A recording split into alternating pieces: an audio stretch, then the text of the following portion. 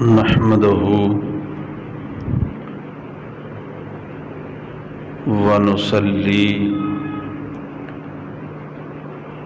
ونسلم على رسوله الكريم والصلاة والسلام على سيد النبيين وسيد المرسلين وسيد العالمين وعلى آله الطيبين الطاهرين وأصحابه الهادين المهديين وأوليائه الكاملين وعلمائه العاملين. أما بعد فأعوذ بالله من الشيطان الرجيم. بسم الله الرحمن الرحيم.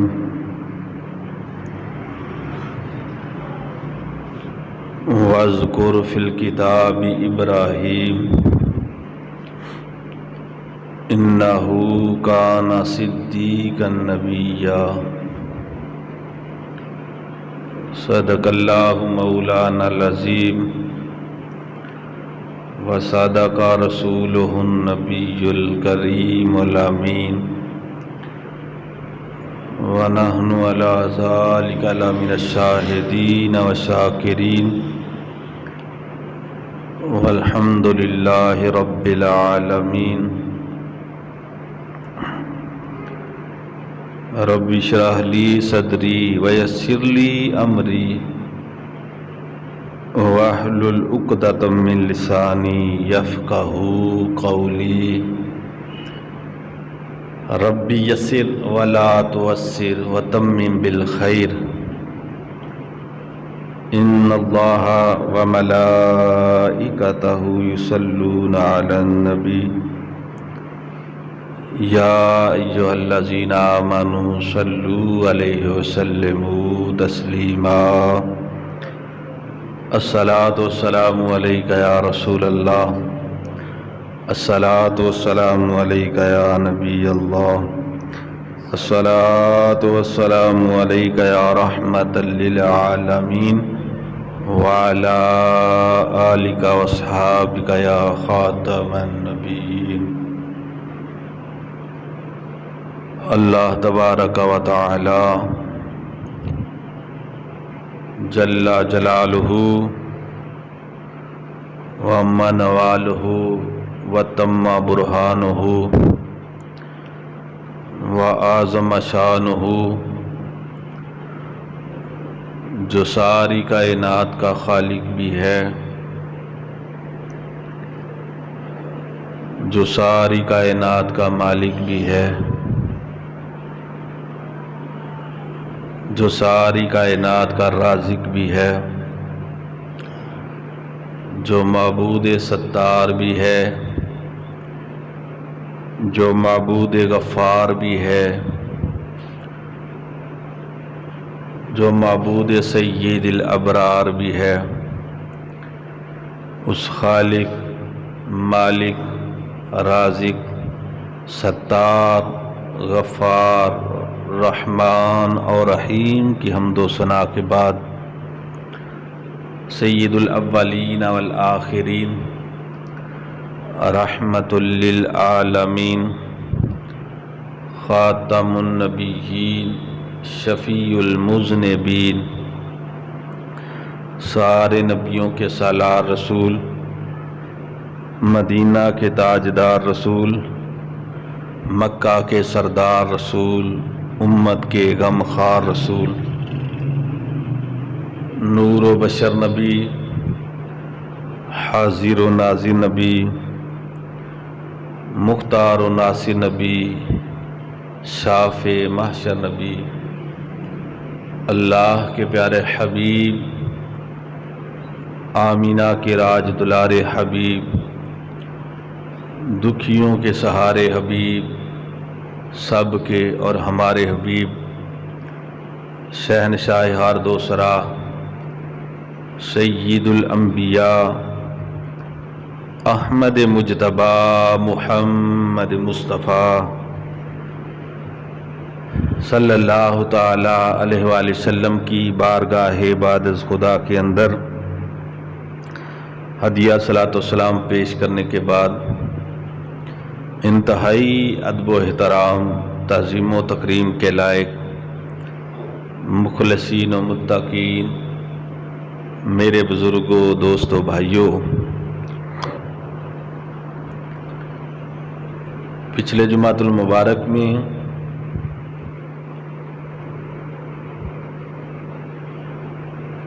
حضرت ابراہیم خلیل اللہ علیہ الصلاۃ والسلام ان کی طیب طاہر اور پاک زندگی کے حوالے سے گفتگو شروع ہوئی تھی، اور آپ کے ولادت سے لے کر، آپ کے میلاد اور ولادت سے لے کر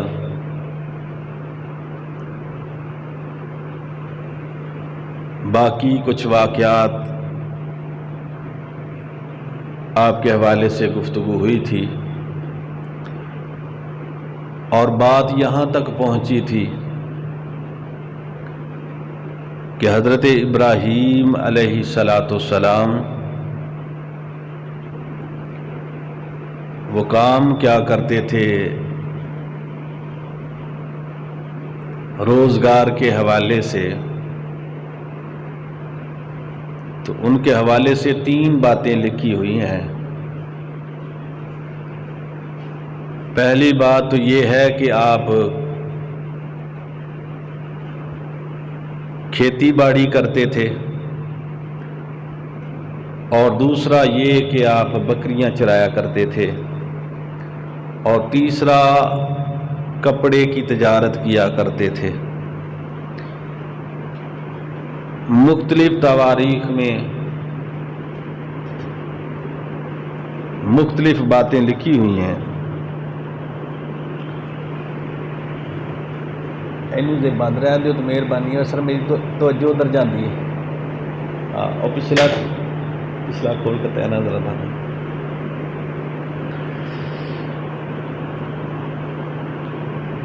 مختلف کتابوں میں ان کے حوالے سے یہ تینوں کام لکھے ہوئے ہیں، اور بعض نے لکھا کہ ایک وقت میں یہ تینوں کام ہی آپ کرتے تھے جب موقع ملتا، کھیتی باڑی بھی، بکریاں بھی چرایا کرتے تھے، اور کپڑے کا بھی کاروبار تھا۔ تو خیر، حضرت ابراہیم علیہ الصلاۃ والسلام کی جو پرورش ہے وہ زیادہ تر آپ کے چچا آزر نے کی ہے۔ قرآن پاک میں یہ جو آزر آیا ہے یہ چچا تھا، آپ کا باپ اور والد نہیں۔ تفاسیر میں لکھا ہے کہ آپ کے والد محترم کا نام طارق تھا، طارق، اور آزر آپ کا چچا تھا، لیکن چونکہ عرب میں چچا اور تایا دونوں کے لیے لفظ اب بولا جاتا ہے، تو بعض لوگوں کو غلط فہمی ہو گئی۔ یاد رکھیں کہ لفظ اب جو ہے یہ باپ پر بھی بعض اوقات بول دیتے ہیں، چچا، تایا، دادا پر بھی یہ بولتے ہیں، لیکن جہاں پر لفظ والد ہوتے ہیں اس سے مراد عین وہی باپ ہوتا ہے کہ جس کے خون سے بندہ پیدا ہوتا ہے، جو سگا باپ ہے بندے کا۔ تو یہاں پر اب کے لفظ ہیں، تو آزر حضرت ابراہیم علیہ الصلاۃ والسلام کا چچا تھا، باپ نہیں۔ حضرت ابراہیم کے والد محترم حضرت طارق جو موحد تھے، اور نبی اکرم صلی اللہ تعالی علیہ وآلہ وسلم نے فرمایا کہ حضرت آدم علیہ الصلاۃ والسلام ان سے لے کر مجھ تک میں پاک پشتوں سے پاک رحموں تک منتقل ہوتا آیا ہوں۔ یعنی آباء و اجداد میں کوئی بھی مشرک نہیں تھا، پاک پشتوں سے پاک رحموں تک، یعنی ماں بھی درمیان میں جتنی مائیں آئیں وہ بھی پاک تھیں، اور جتنے باپ آئے آباء و اجداد وہ بھی پاک تھے۔ اس لیے کہ قرآن پاک نے فرمایا انما المشرکون نجس، کہ مشرک پلید ہوتا ہے، جو اللہ کے ساتھ کسی کو شریک ٹھہرانے والا ہوتا ہے وہ پلید ہوتا ہے۔ تو حضرت ابراہیم علیہ السلام کے والد محترم حضرت طارق تھے اور آزر چچا تھا۔ زیادہ تر تربیت جو ہے یا زیادہ تر آپ چونکہ بچپن ہی میں والد محترم کا انتقال ہو گیا، پھر چچا کے پاس رہے، اور چچا جو تھا وہ بت کا کارخانہ چلاتا تھا، جس طرح بت بنائے جاتے ہیں۔ اب ہمارے پاکستان میں بھی جو مشرک ہیں، ہندو وغیرہ رہتے ہیں، وہ بھی یہ بت خریدتے ہیں، لیکن ہندوستان میں تو انٹرنیشنل بلکہ سب سے بڑا کاروبار یہ بتوں کا ہی چلتا ہے۔ جتنا کو امیر ہے اتنا اس نے مہنگا اپنے گھر میں رکھا ہوتا ہے بت وغیرہ۔ تو حضرت ابراہیم علیہ السلام جب تھوڑے بڑے ہوئے عمر کے اعتبار سے، تو جو چچا کے بیٹے تھے وہ بت فروخت کرنے کے لیے جاتے تھے۔ انہوں نے ایک دن کہا کہ ابراہیم کو بھی ساتھ بھیجا جائے۔ حضرت ابراہیم علیہ السلام کو آزر نے ایک بت دیا اور کہا کہ آج ایک ہی بیچ کے آؤ، پھر اس کے بعد آہستہ آہستہ جب آپ کی بکری بڑھے گی تو پھر زیادہ دیتے جائیں گے آپ کو۔ وہ چچا کے جو بیٹے تھے وہ زیادہ لے کے گئے، لیکن دوپہر تک وہ بیچ کے سارے گھر پہنچ گئے۔ حضرت ابراہیم علیہ السلام آواز لگاتے رہے سارا دن کہ اے لوگو، وہ بت اور نام نہاد معبود، یعنی یہ بت ہیں اور نام تم نے ان کے معبود رکھے ہیں، وہ نام نہاد معبود خرید لو جو نہ کلام کر سکتے ہیں، نہ دیکھ سکتے ہیں، نہ سن سکتے ہیں، نہ کسی کو نفع دے سکتے ہیں، نہ نقصان دے سکتے ہیں، نہ کسی کو رزق دے سکتے ہیں، نہ کسی کا رزق چھین سکتے ہیں، اور نہ کسی کی حفاظت کر سکتے ہیں، خود حفاظت کے محتاج ہیں، ان کو خرید لو۔ اب ظاہر ہے کون خریدتا؟ تو سمجھ کے آوے کہ پتیسا بھی بیچنا ہوئے نا تو دی بھی تعریف کرنی پیندی ہے، وہ کہنا پیندا نا کھنڈ گھیو دے پتیسے، کھنڈ بھی پانی پیندی ہے تے گھیو بھی وچ پانا پیندا وے تاں جا کے پتیسا وکدا ہے۔ فروٹ بیچنا ہوئے تو پاویں کھٹا آلو بخارا ہوئے تو میٹھے آلو بخارے دی آواز۔ کپڑے خریدنے ہون اوتھے بھی جا کے بڈھا بندہ آکھے نا یار انہوں کو سادہ جا دے، کہندا نہیں منڈے والا پاویں انہوں تھما دے گا تے آکھے گا چاچا جی وہ دور گیا ہوں چلدے نہیں انج دے۔ جُتی پسند نہ آئے تو اتنے بھی کنیاں کنیاں تریفاں لوگ کرتے ہیں، کہتے ہیں کہڑے رنگ دے کپڑے نے آئے اتنے جی اج کل یہ چلدیاں نے۔ یعنی اینی لوگ تعریف کرتے ہیں ماڑیاں ماڑیاں چیزاں ویچن وچ، تے تسی اندازہ کرو کہ جنوں معبود بنا کے رکھنا میں او دے واسطے پھر کنیاں تعریفاں چاہیے۔ تو حضرت ابراہیم علیہ السلام آواز لگاتے رہے کہ وہ بت خرید لو کہ جو نہ کلام کر سکتے ہیں، نہ دیکھ سکتے ہیں، نہ سن سکتے ہیں، نہ نفع دے سکتے ہیں نہ نقصان، نہ کسی کو رزق دے سکتے ہیں کہ نہ کسی کا رزق چھین سکتے ہیں، اور نہ کسی کی حفاظت کر سکتے ہیں بلکہ خود حفاظت کے محتاج ہیں۔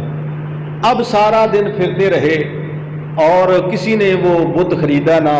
اب شام کا وقت ہوا تو ایک بوڑھی عورت کے گھر کے قریب سے آپ گزرے، تو بوڑھی عورت کہنے لگی کہ بیٹا یہ بیچو گے؟ کہا خرید لو۔ کہا کہ پہلے بھی تمہارے گھر میں یہ بت رکھا ہوا تھا؟ بوڑھی عورت کہنے لگی ہاں رکھا تھا۔ کہا اس کو کیا ہوا؟ کہا اس کو چور لے گئے، چوری ہو گیا۔ کہا تو اس کو کیوں پھر لینا چاہتی ہو؟ کہا بیٹا اس لیے خریدنا چاہتی ہوں کہ وہ ہم نے اپنی حفاظت کے لیے رکھا ہوا تھا، تو اب وہ تو چور لے گئے ہیں تو اب اور چاہیے نا۔ تو حضرت ابراہیم علیہ السلام فرمانے لگے کہ بتاؤ وہ کسی کی حفاظت کیا کرے گا کہ جس کو خود چور لے گئے؟ یہ تو بول بھی نہیں سکتے، یہ سن نہیں سکتے، دیکھ نہیں سکتے، نفع نقصان کے مالک نہیں، رزق کے مالک نہیں، حفاظت کر نہیں سکتے، خود حفاظت کے محتاج ہیں، تو تم ان کو کیوں خریدنا چاہتی ہو؟ تو اس نے کہا پھر مجھے بتاؤ نا بیٹا وہ معبود کہ جو ہماری حفاظت کرنے والا ہے۔ کہا پھر ماں پڑھ لو لا الہ الا اللہ ابراہیم خلیل اللہ، اللہ کے علاوہ کوئی معبود نہیں اور ابراہیم اللہ کے خلیل ہیں۔ کہا وہ معبود کون ہے؟ فرمایا وہ آدم چشتی کہتے ہیں نا ان ڈٹھیاں جدی تانگ دلانوں تے بن ملیو جدی یاری، ان ڈٹھیاں جدی تانگ دلانوں تے بن ملیو جدی یاری، بن زلفوں جدا قیدی دو جگ، بن نینا مست خماری، بن ہجروں جدی یاس تاوے، بن صورت خلق پجاری، آزم اوس دی حمد کی لکھا میری حمد او دے کس کاری۔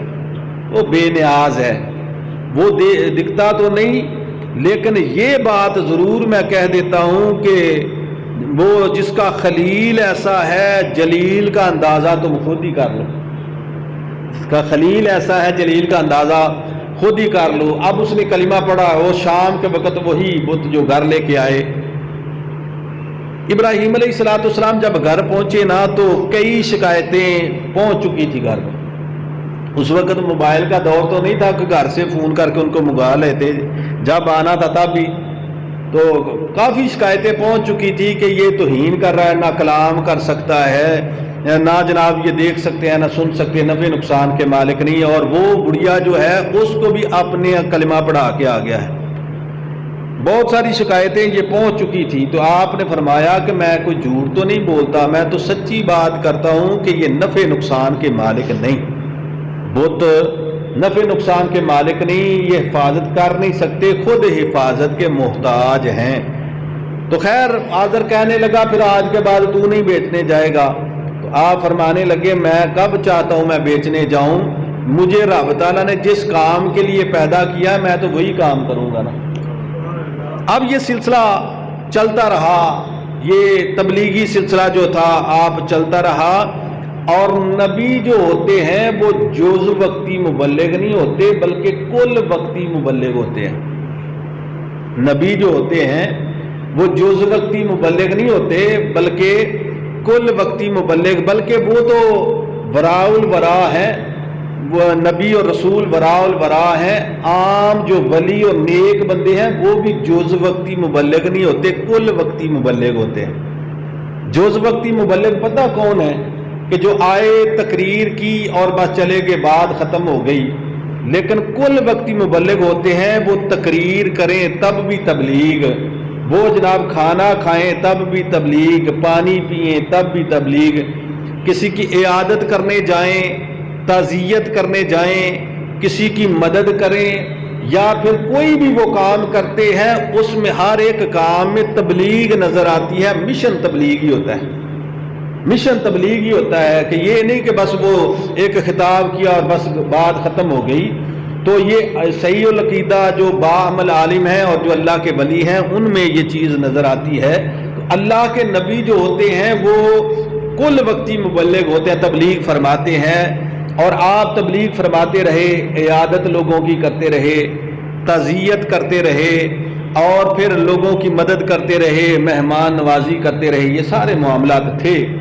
اب ہوا یہ کہ کچھ دنوں کے بعد ان کا ایک عید کا دن آتا تھا، اور عید کا دن میلہ لگتا تھا ان کا، وہ جو وہاں پر لوگ رہتے تھے نا ان کا یہ عید کا دن آیا اور عید کے دن میلہ لگتا تھا۔ اور یہ مسئلہ ذہن نشین فرما لیجئے، یاد رکھیں کہ ہم اہل سنت و جماعت کا عقیدہ یہ ہے کہ ہر وہ عرس اور میلہ، ہر وہ عرس اور میلہ جائز ہے جس میں عین شریعت کے مطابق معاملات ہوں۔ وہ عرس بھی جائز، اور اگر اس کا نام میلہ بھی دے دیا جائے تب بھی کسوٹی اور پیمانہ ترازو جو ہے وہ صرف شریعت ہے، قرآن و سنت کے عین اگر مطابق ہے نا تو پھر وہ میلہ بھی جائز ہے، وہ عرس بھی جائز ہے۔ جس میلے یا عرس میں قرآن و سنت کے مخالف کام ہوتے ہوں نہ وہ عرس جائز ہے نہ میلہ ہی جائز ہے۔ وہ حضرت غلام فرید کوٹ مٹھن والا رحمت اللہ علیہ نے فرمایا نا، اٹھ فریدا ستیا تم میلہ ویکھن جا، اٹھ فریدا ستیا تم میلہ ویکھن جا، شاید کوئی مل جے بخشیا تے تم ہی بخشیا جا۔ اٹھ فریدا ستیا تم میلہ ویکھن جا، شاید کوئی مل جے بخشیا تے تم ہی بخشیا جا۔ وہ میلہ ہے کہ جہاں پر لوگ بخشے جاتے ہیں، شاید کو مل جے بخشیا تے تو ہی بخشیا جا۔ تو وہ میلہ عرس ہر وہ جائز ہے جو قرآن و سنت کے مطابق ہے، جو منافی ہے وہ جائز نہیں۔ تو وہاں پر چونکہ شرک ہوتا تھا، کفر ہوتا تھا، نفاق اور منافقت ہوتی تھی، تو حضرت ابراہیم علیہ السلام فرمانے لگے کہ میں وہاں نہیں جاتا، تم لوگ جانا چاہتے ہو تو تمہاری مرضی۔ اب صبح کے وقت نا وہ کھانا وغیرہ رکھ جاتے بتوں کے آگے، اور بت جو تھے نا ان کے وہ بھی ایک قسم کے نہیں تھے۔ وہ جو بت خانہ تھا وہاں پر سونے کے بت، چاندی کے بت، لوہے کے بت، پتھر اور مٹی کے بت تھے، یہ طرح طرح کے وہ بت خانے میں بت پڑے ہوئے تھے، سونے، چاندی، لوہے، پتھر اور مٹی کے وہ طرح طرح کے تھے بت۔ اور صبح کے وقت وہ کھانا رکھ جاتے جس دن وہ میلہ دیکھنے جاتے، اور پھر شام کو برکت سمجھ کے ان کھانوں کو کھاتے تھے۔ کہنے لگے بھی چلو بھائی ساری قوم جاتی تھی، کوئی بھی باقی نہیں رہتا تھا وہاں پہ۔ کہنے لگے ابراہیم تم بھی چلو، کہا وہاں پر رب رسول کی نافرمانی ہوتی ہے، میں نہیں جاتا، تم لوگ جانا چاہتے ہو تمہاری مرضی۔ اب جب وہ چلے تو آپ نے فرمایا تم ادھر جاؤ لیکن واپس آؤ گے تو ان بتوں کی خیر نہیں۔ تھوڑا جا ہولی آخیا کہ چند بندیاں نے سن لیا لیکن انہوں نے دھیان نہ کیتا، جنہ نہیں سنیا نہیں سنیا، جنہ سن لیا انہوں نے بھی دھیان نہ دے، چلے گئے۔ حضرت ابراہیم علیہ السلام نے قرآن پاک میں کہ وہ کلہاڑا ایک لیا اور سارے بت جو تھے، کسی کی ٹانگ اڑا دی، کسی کی بازو اڑا دیا، کسی کا پیٹ اور کسی کی گردن، کسی کو ویسے تہس نہس کر دیا، اور جو بڑا تھا نا اس کو توڑ کے کلہاڑا اس کے کندھے پہ رکھ دیا۔ میں نے عرض کیا نا کہ اللہ کے نبی کے ہر کام میں جو ہے اللہ کی رضا اور تبلیغ ہوتی ہے، اس کے علاوہ کام کوئی نہیں ہوتا۔ تو حضرت ابراہیم علیہ السلام وہاں کلہاڑا رکھ کے جب آگے، جب قوم والے آئے انہوں نے آ کے دیکھا کہ کسی کی ٹانگ نہیں، کسی کا بازو نہیں، کسی کا پیٹ اڑا ہے، کسی کی گردن، کوئی سارے کا سارا تباہ، اور سب سے بڑا جو ہے وہ کم جو ہے اس کو نقصان ہوا ہے، لیکن اس کے کندھے پہ کلہاڑا پڑا ہوا۔ کہنے لگے کہ یہ کس نے کیا ہے؟ اب کرتے کراتے کہنے لگے کہ آزر کا بھتیجا ہے، وہ باتیں کرتا ہے، اور پھر باقی بھی وہی رہا تھا، اور جب ہم جا رہے تھے اس نے کہا تھا تم جاؤ لیکن ان کی خیر نہیں، اس نے یہ کہا تھا، بات نکل آئی۔ حضرت ابراہیم علیہ السلام کو جب بلایا گیا، آپ تشریف لائے، فرمایا کہ کیا ہوا؟ کہنے لگے کہ یہ تم نے کیا ہے۔ کہا دیکھو وہ بڑے کے کندھے پہ وہ کلہاڑا پڑا ہوا ہے، کہیں ایسا نہ ہوا ہو کہ اس کے یہ کھانا تم رکھ کے گئے تھے، کھانے پہ لڑائی ہو گئی اور بڑے نے غصے میں آ کے سب کو مار دیا۔ وہ آگے سے کہنے لگے کہ یہ ابراہیم آپ جانتے ہیں کہ یہ وہ ہیں کہ کسی کو مار بھی نہیں سکتے، کسی کو بچا بھی نہیں سکتے، یہ وہ ہے کلام نہیں کرتے، دیکھتے نہیں، سنتے نہیں، یہ کسی کو نفع نہیں دے سکتے، نقصان نہیں دے سکتے، یہ تو وہ ہیں کہ جو حفاظت نہیں کر سکتے اور خود حفاظت کے محتاج ہیں۔ یہ اللہ تعالیٰ کی قدرت سے ان کے منہ سے یہ لفظ نکل رہے تھے۔ آپ نے فرمایا پھر میں بھی تو یہی کہتا ہوں نا کہ یہ کلام نہیں کرتے، یہ دیکھتے نہیں ہیں، یہ سنتے نہیں، نفع نقصان کے مالک نہیں، تو پھر تم ان کو پوجتے کیوں ہو؟ اب قرآن پاک میں ہے کہ پھر انہوں نے سر جھکا لیے اور اپنے اندر شرمندہ ہونے لگے کہ یہ کیا بات کر گیا ہے، یہ کیا بات کر گیا ہے۔ وہ حضرت اعظم چشتی رحمت اللہ علیہ کہتے ہیں نا کہ یہ تو وہ ہے نا، لیکن ہمارا معبود وہ ہے کہ جے میں ڈھونڈا کعبے اندر 10 بت خانے وچ کیڑا، یعنی وہ بت نہیں، بت خانے میں وہ ہر جگہ جو موجود ہے وہ جے اور ڈھونڈا ان کعبے اندر 10 بت خانے وچ کیڑا ਜੇ ਮੈਂ ਢੂੰਡਾਂ ਵਿੱਚ ਮਸੀਤੀ, 10 ਮੈਖਾਨੇ ਵਿੱਚ ਕਿਹੜਾ। ਜੇ ਮੈਂ ਢੂੰਡਾਂ ਬਸਤੀ ਅੰਦਰ, 10 ਵੈਰਾਨੇ ਵਿੱਚ ਕਿਹੜਾ। ਆਜ਼ਮ ਜੇ ਉਹ ਨੂਰ ਸ਼ਮਾ ਦਾ, 10 ਪਰਵਾਨੇ ਵਿੱਚ ਕਿਹੜਾ। ਆਜ਼ਮ ਜੇ ਉਹ ਨੂਰ ਸ਼ਮਾ ਦਾ, 10 परवाने विच केड़ा। और हजरत बाबा बुल्ले शाह सरकार तो कमाल कर दिया, फरमाते हैं जे मैं ढूंढा, जे तेनू मैं बाहर ढूंढा मेरे अंदर कौन समाना। जे तेनू मैं बाहर ढूंढा मेरे अंदर कौन समाना। जे तेनू मैं अंदर ढूंढा फिर मुकैयद जाना, फिर तो कैद कर छड़िया ना। जे मैं तेनू अंदर ढूंढा फिर मुकैयद जाना। सब विच तू में, सब कुछ तू में, सब थी पाक पछाना। मैं भी तू हाँ, तू भी तू हाँ, विच बुल्ला कौन नमाना। कहा कि हम तो है ही कुछ नहीं, बस उसी की ज़ात है। मैं भी तू हाँ, तू ही तू है, विच बुल्ला कौन नमाना। तो कहा कि यही तो मैं तुम्हें कहना चाहता हूँ कि ये नफ़े नुकसान के मालिक नहीं बल्कि खुद हिफाजत के मोहताज हैं। ये किसी की हिफाजत क्या करेंगे। खैर ये सिलसिला जो है वो चलता रहा। और हज़रत इब्राहीम अलैहिस्सलाम, मैंने अर्ज़ किया कि कोई मौका तबलीग का जाने नहीं देते थे। कोई मौका भी बन गया तो उस पे तबलीग जो है वो आप फरमाते थे। ये सिलसिला चलते चलते नमरूद तक ये बात पहुंच गई। नमरूद तक ये बात पहुंची कि एक नौजवान है जो बुतों को भी माबूद नहीं मानता और खुद ए नमरूद तुम्हें भी नहीं मानता माबूद। और नमरूद ने ये कहा था ना, अना रब्बुकुमुल आला, मैं तुम्हारा सबसे बड़ा रब हूँ। दुनिया में पहला बादशाह यही नमरूद था और पूरी दुनिया पे इसकी हुकूमत थी। और इसने भी दावा खुदाई किया था, दावा खुदाई इसने कर दिया था। हज़रत इब्राहीम अलैहिस्सलाम को जब बुलाया गया तो हज़रत इब्राहीम वो उसने सिपाही भेजे, वो लेके आया हज़रत इब्राहीम अलैहिस्सलाम को। कहा कि इब्राहीम तुम मुझे रब नहीं मानते, तुम्हारा रब फिर कौन है। कहा मेरा रब वो है जो जिंदा करता है और मारता है। हज़रत इब्राहीम अलैहिस्सलाम ने क्या फरमाया, मेरा रब वो है जो जिंदा करता है और मारता है। तो कहा ये कौन सा मुश्किल काम, मैं भी जिंदा कर सकता हूँ, मैं भी मार सकता हूँ। एक बेकसूर आदमी को पकड़ा और उसे कत्ल करवा दिया, और जो कत्ल होने वाला था, सजाए मौत का कैदी था, उसको निकाल कर आज़ाद कर दिया। और कहने लगा देखो ना मैंने भी जिंदा किया है, मारा है। हालांकि उसकी मंतिक गलत थी और हज़रत इब्राहीम अलैहिस्सलाम आगे दलील देते तो वो कुछ भी आगे कर नहीं सकता था, लेकिन आपने उस दलील को तोड़ा नहीं, आगे फरमाया फिर मेरा रब तो वो है जो मशरक से सूरज तलू करता है, तू रब है तो मगरब से निकाल के दिखा। और किताबों में लिखा है कि उस वक्त रब ताला ने फरमाया कि अगर ये नमरूद कह देता ना कि अगर तेरा रब मशरक से निकालता सकता उसको कह ना फिर मगरब से निकाले, तो हम मगरब से भी निकाल देते। ये सूरज जो है ना, सूरज ये तो नबियों के मोज़ा, हजूर का मोज़ा ना कि डूबा सूरज वापस आया था कि नहीं, वो डूब गया था फिर वापस आया था ना, और चांद के 2 टुकड़े किए थे ना। ये तो हजूर सल्लल्लाहु अलैहि वसल्लम के मोज़े हैं और फिर नबियों के मोज़ात में से ये चीज़ें मौजूद हैं। बहरहाल कहा कि अगर ये कह देता तो हम मगरब से ही सूरज जो है वो तलू कर देते। और कुरान पाक में मौजूद है फ़बुहितल्लज़ी कफ़र, फिर उस काफिर के औसान खता हो गए, बुखला गया। पंजाबी में कहते हैं मत मारी गई हूँ मैं दा की जवाब दिया। फ़बुहितल्लज़ी कफ़र, वो कुरान पाक में नहनु अक़रबु इलैहि मिन हब्लिल वरीद व फ़ी अनफुसिकुम अफ़ला तुबसिरून, फरमाया हम तुम्हारी शाह रग से भी ज्यादा करीब है, बल्कि वफ़ी अनफुसिकुम, हम तो तुम्हारे अंदर है, अफ़ला तुबसिरून, तुम देखते क्यों नहीं हो। यानी अंदर तुम्हारे अंदर हमारी निशानियां मौजूद हैं, तुम देखते क्यों नहीं हो।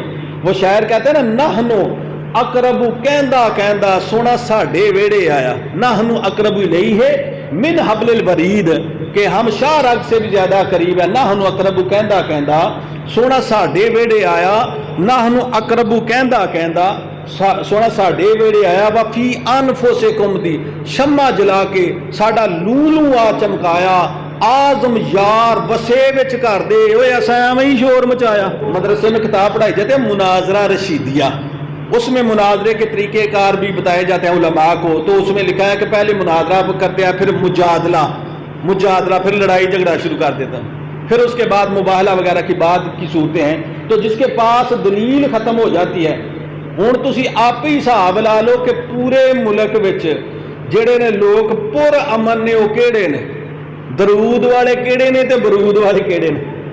بھائی جنہاں کول دلیل ہوئے انہاں نوں لڑن دی لوڑ نہیں کوئی بھی، جنہاں دے کول دلیل ہوئے انہاں نوں لڑن دی لوڑ۔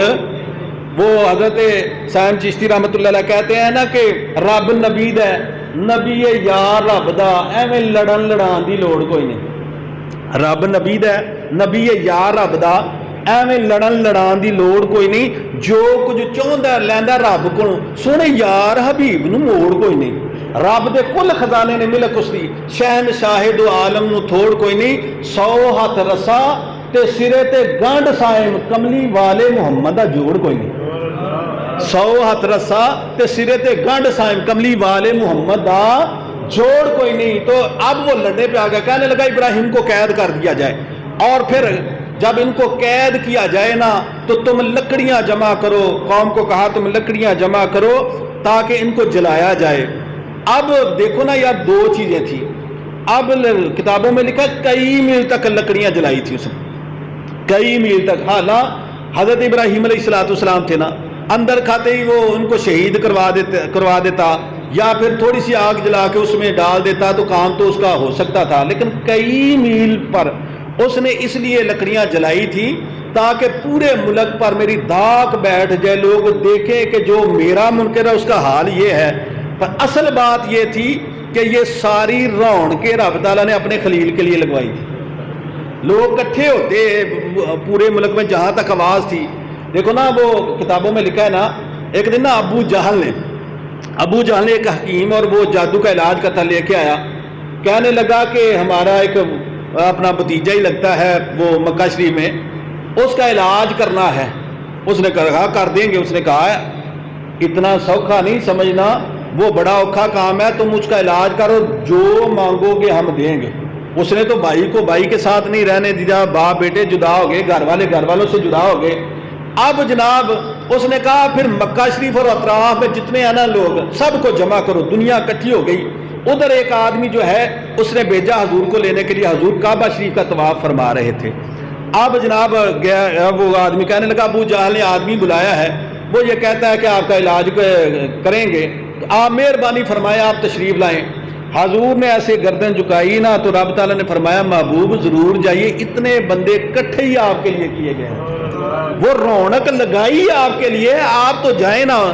یہ دیکھو نا اللہ تعالیٰ کی قدرت کہ کٹھے کوئی کرتا ہے وہ، لیکن اللہ تعالیٰ ان کے دلوں میں یہ بات ڈال دیتا ہے۔ اور پھر ابو جہل نے یہ لفظ کہا تھا، لیکن چہرہ نہیں دیکھنا، ان کا چہرہ نہیں دیکھنا۔ اس نے کہا یہ تو لازمی سی بات ہے کہ مریض کو دیکھنا، چہرہ نہیں۔ لیکن جب حضور تشریف لائے تو چہرہ دیکھتے ہی رہ گئے۔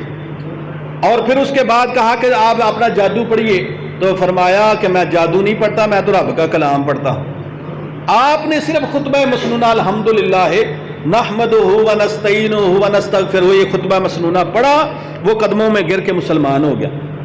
تو فرمایا کہ اے ابراہیم، یہ آپ گھبرائیں نہیں، یہ جتنی رونقیں لگائیں گے نا ہم آپ ہی کے لیے لگائیں گے۔ آپ کی شان جو ہے لوگوں کو دکھانی ہے کہ یہ ہے میرا خلیل، یہ ہے میرا خلیل۔ کئی میلوں تک جو آگ جلا دی گئی، جلانے کے لیے وہ پروگرام بنا دیا گیا، اور لوگ وہاں پر منت مانتے تھے میرا کام ہو جائے تو میں اتنی لکڑیاں جو ہیں وہاں پر ڈالوں گا، اور لوگ ڈالتے رہے، اور کئی مہینے اس کام میں لگ گئے، کئی مہینے لگ گئے۔ اب جناب جب آگ جلا دی گئی تو ایسی تیز آگ بڑکی کہ اوپر سے اگر پرندہ بھی گزرتا تھا وہ بھی جناب جل بن کے اس کے درمیان گر جاتا تھا۔ اور وہاں پر جو ہے یہ ہدہد ہے نا پرندہ، یہ پانی لا لا کے نا وہاں پہ اپنی چونچ میں تو یہ ڈالتا تھا، ہدہد یہ ڈالتا تھا۔ اور کسی نے پوچھا کہ اس سے کیا ہوگا؟ کہا کوئی بات نہیں، آگ بجھانے والوں میں تو اپنا نام آئے گا نا۔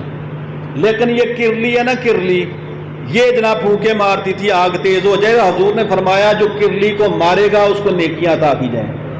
اور یہ بھی کتابوں میں لکھا ہے جو کرلی کو پہلی چوٹ میں مارے گا اس کو زیادہ ثواب، جو دوسری میں مارے گا اس کو اس سے کم ثواب۔ الغرض یہ وہ بدبخت ہے، یعنی یہ بتا دیا کہ دنیا والوں جیڑا بھی گستاخ رسول ہوئے گا وہ سزا مارنا ہی ہے۔ کیوں بھائی گل صحیح ہے کہ نہیں؟ جیڑا بھی گستاخ رسول ہوئے گا وہ سزا پھر اے موت، یہ اس تو تھلے گستاخ رسول دی سزا ہے ہی کوئی نہیں۔ کیوں بھائی ہے کوئی؟ تو کوئی سزا نہیں۔ یہ دنیا کو آج تک جو کرلیاں مارتے ہیں نا، خود بھی ان کو بھی یہ پتا ہونا چاہیے کہ ان کو مارتے کیوں ہیں۔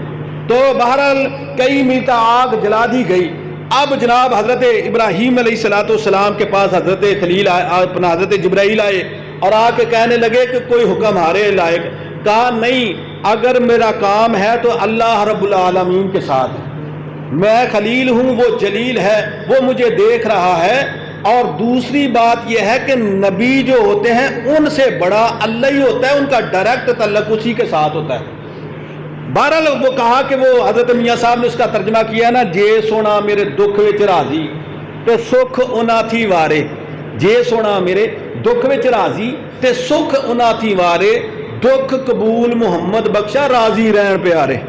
دکھ قبول محمد بخشا راضی رہن پیارے.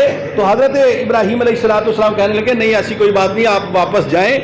رب تعالیٰ اگر چاہے گا جلانا تو جل جاؤں گا، وہ چاہے گا بچانا تو بچ جاؤں گا.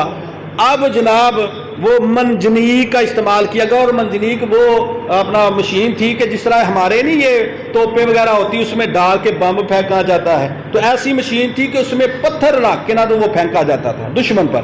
تو حضرت ابراہیم پر وہ منجنیق کا استعمال کرنے لگے اور اس میں آپ کو ڈالا گیا اور آپ کو پھینکنے لگے. اور کسی دور میں پھر نبی پاک صلی اللہ علیہ وسلم نے پوچھا تھا جبرائیل بتاؤ نا ذرا کہ جب تم عرش عظیم سے زمین پہ آتے ہو اور لا تعداد مرتبہ آئے، کبھی آنے میں تکلیف اور دقت بھی ہوئی ہے؟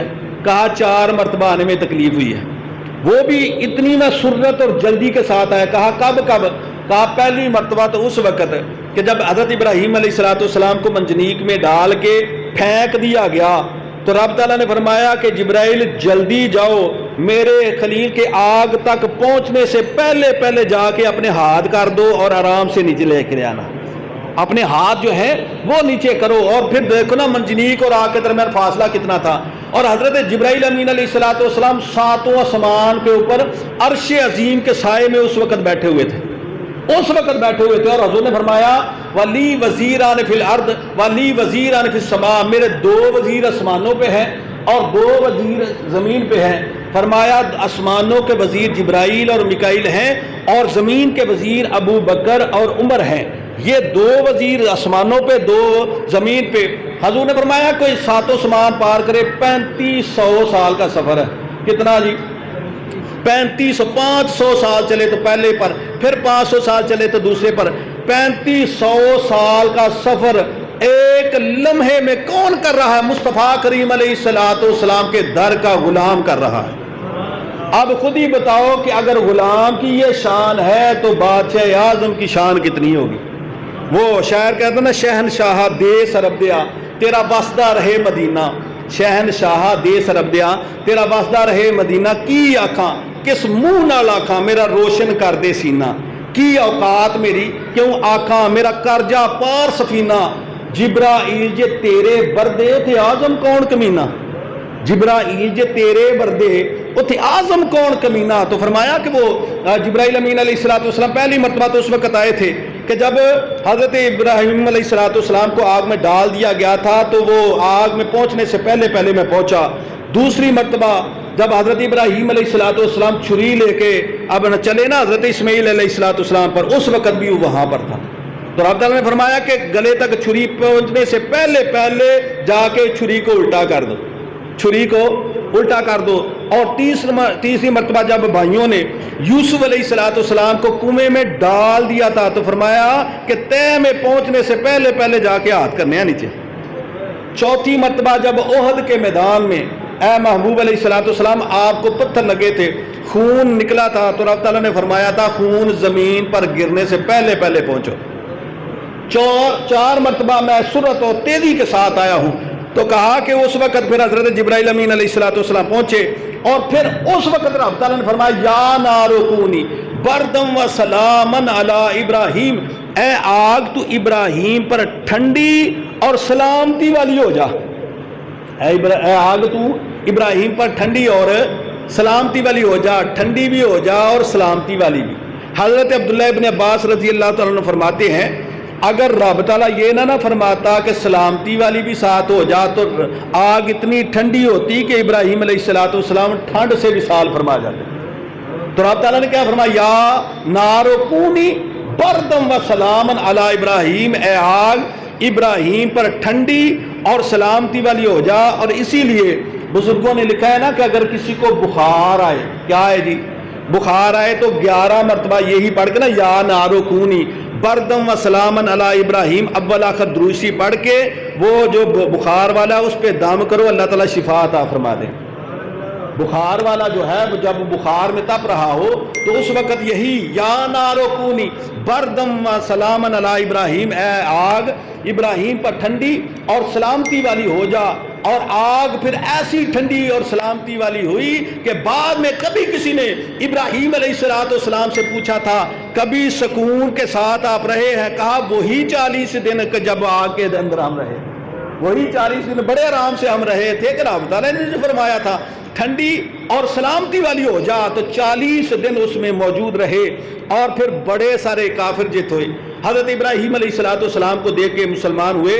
اور وہاں پر حضرت سارہ اور حضرت لوط جو آپ کے چچا زاد تھے, آپ کے چچا کے بیٹی تھی حضرت سارہ اور چچا کے بیٹے تھے حضرت لوط علیہ السلام. مختلف روایتیں ہیں لیکن اکثر نے اسی روایت کو قبول کیا ہے کہ حضرت سارہ اور حضرت لوط علیہ السلام آپ کے چچا کے بیٹے تھے, وہ بہن بھائی تھے. یہ اکثر مفسرین نے یہ لکھا ہے. اب حضرت سارہ اور حضرت لوط علیہ السلام بالخصوص ایمان لائے تھے. اور بعد میں پھر جو ہے حضرت ابراہیم علیہ السلام کا نکاح حضرت سارہ سے ہوا. نکاح کن کے ساتھ ہوا جی؟ حضرت سارہ سے ہوا. اور تفسیروں میں لکھا ہے کہ حضرت حوا سلام اللہ علیہا سے لے کر حضرت سارہ تک حضرت سارہ سے خوبصورت کوئی عورت بھی نہیں آئی. حضرت حوا سے لے کر حضرت سارہ تک جتنی بھی ہزاروں کی تعداد میں عورتیں تھیں, لیکن حضرت سارہ سے خوبصورت کوئی عورت بھی نہیں آئی. یہ تھا ان کا حسن. اور ابراہیم علیہ السلام کا حسن کتنا تھا, وہ پچھلے جمعے میں نے روایت بیان کی نا, حضور نے فرمایا معراج کی رات میں نے موسیٰ کو دیکھا تھا کہ ان کا رنگ گندمی تھا اور اونٹ پر سوار تھے, اور اونٹ کے ناک میں نکیل جو ہے وہ کھجور کی چھال کی تھی. اور عیسیٰ علیہ السلام کو دیکھا کہ وہ گورے چٹے رنگ والے تھے اور تر و تازہ تھے, بالکل تر و تازہ, ایسے لگ رہا تھا کہ عیسیٰ ابھی حمام سے نکلے ہیں.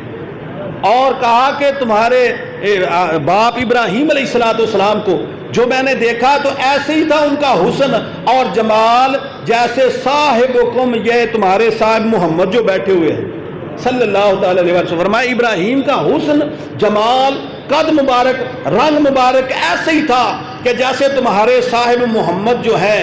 اب جناب غور کرنا کہ جن کا حسن و جمال کو دیکھ کر ابراہیم کو اپنا ابراہیم کے حسن و جمال کو دیکھ کر محمد صلی اللہ تعالی علیہ وسلم یاد آ جائیں, پھر حسن و جمال ہوگا کتنا, ان کا حسن و جمال ہوگا کتنا. ایک مرتبہ نا حضرت عائشہ صدیقہ طیبہ طاہرہ رضی اللہ تعالیٰ عنہ نے پوچھا تھا کہ حضور آپ کا حسن بے مثال ہے, آپ جیسا سونا تو ہم نے کوئی نہیں دیکھا, لیکن جو ہم نے باتیں یوسف علیہ السلام کے حسن میں دیکھی ہیں بظاہر وہ چیزیں نظر نہیں آتی, بظاہر وہ چیزیں نظر نہیں آتی. حسن تو بے مثال ہے لیکن بظاہر وہ چیزیں نظر نہیں آتی.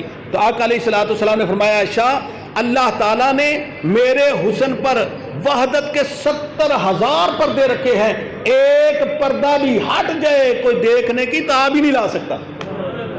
ایک پردہ 70,000 وحدت کے پردے ہیں, ایک پردہ ہٹ جائے تو کوئی دیکھنے کی تاب لا سکتا نہیں ہے. وہ شاعر کہتا ہے محمد سر وحدت ہے کوئی رمز اس کی کیا جانے, محمد سر وحدت ہے کوئی رمز اس کی کیا جانے, شریعت میں تو بندہ ہے حقیقت میں خدا جانے.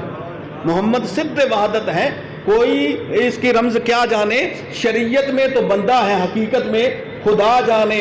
اور آگے سنو یار, محبوب کریم علیہ السلام کا حسن ہے نا جمال. حضرت عبداللہ ابن سلام یہودیوں کے بہت بڑے عالم تھے.